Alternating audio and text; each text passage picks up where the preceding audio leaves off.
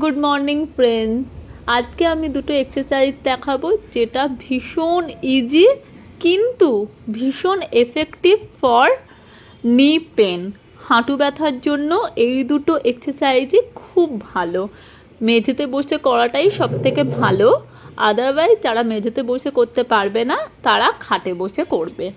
পা দুটোকে টান টান করে মেলে হাত দুটোকে পিছনে রেখে আস্তে আস্তে পুরো পাটাকে আমি টান টান করব, করে একটু কিছুক্ষণ ধরে রাখবো, আবার আস্তে আস্তে রিল্যাক্স করে দেব।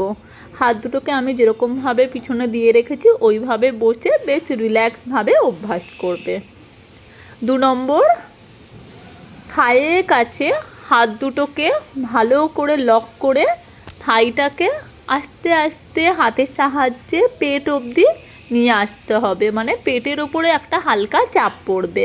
আবার আস্তে আস্তে পাটাকে সামনের দিকে টান টান করে মেলে দিতে হবে।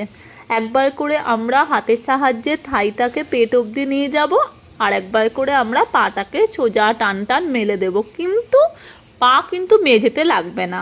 2বার ডান পা 2বার বাঁ পা এইভাবে বদলে বদলে সকলে অভ্যাস করবে।